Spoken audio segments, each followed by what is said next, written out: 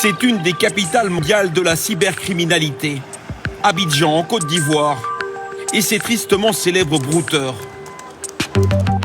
C'est comme ça que se font appeler les escrocs qui tentent de soutirer de l'argent en ligne à des inconnus.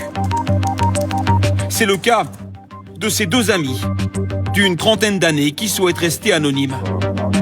Cybercriminels depuis plus de 10 ans. À les entendre, ils gagnent très bien leur vie. La plus grosse somme qu'on a fait, on a fait un coup à 3, c'était 160 000 $. La technique est toujours la même. Ils engagent la conversation sur les réseaux sociaux ou des sites de rencontres en se faisant passer pour une femme ou un homme européen en mal d'amour.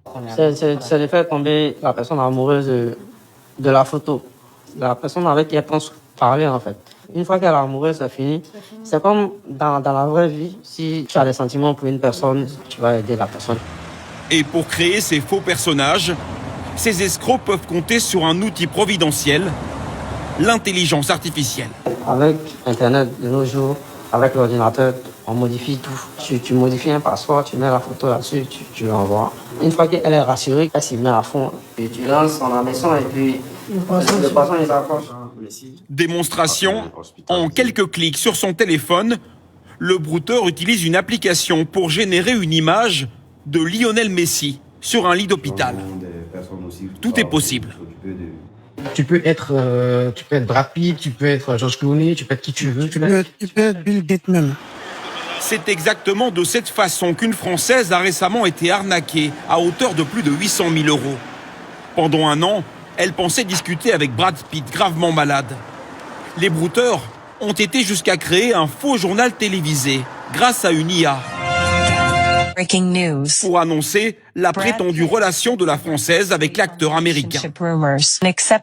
L'élu de son cœur s'appelle Anne. Pour cet ancien brouteur aujourd'hui repenti, les escrocs sont devenus beaucoup plus dangereux. Avec l'intelligence artificielle, c'est que les gens vont faire malin. On fait beaucoup de victimes. L'intelligence artificielle, c'est venu juste amplifier, tu vois, les techniques d'avant. Auparavant, pour faire ce genre de choses, tu es obligé de passer par Photoshop, faire le découpage de la personne, ramener là. Mais avec l'intelligence artificielle, ça te donne plus le temps d'aller très vite. Si beaucoup de victimes habitent en Europe, les Africains sont eux aussi pris au piège de plus en plus. Plusieurs milliers de plaintes pour escroquerie en ligne sont déposées chaque année en Côte d'Ivoire.